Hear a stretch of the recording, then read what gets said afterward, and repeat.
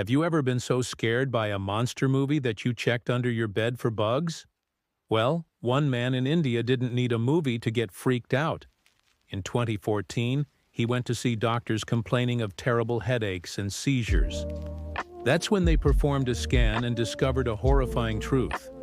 There was a live parasite in his brain. It turned out to be a tapeworm that had made its way into his nervous system and settled in his skull. It had been growing there for years, wrapping itself around parts of his brain tissue and feeding off his body.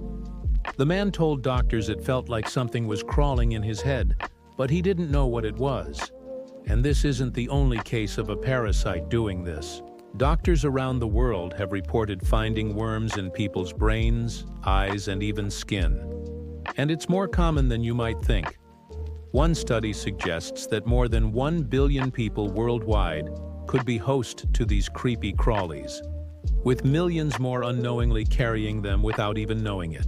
But here's the thing. Most of these parasites aren't dangerous. They live inside us without causing any harm. We're talking about the real-life freeloaders, but some parasites can cause serious problems. Take, for example, the eye worms that can make their way into a person's eye and set up shop there. You might think it's just an annoyance, like having something in your eye all the time. But these worms can actually damage your eyesight. That's why it's important to get your eyes checked regularly, because early detection is key to preventing any permanent damage. And then there are the parasites that burrow under the skin.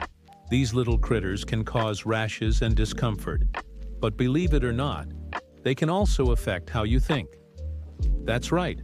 Some parasites can mess with your mind.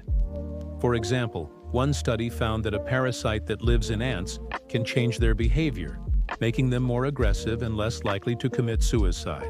Researchers believe that by studying these parasites, we might be able to learn more about how similar parasites affect humans. After all, understanding our own parasites could help us understand ourselves better.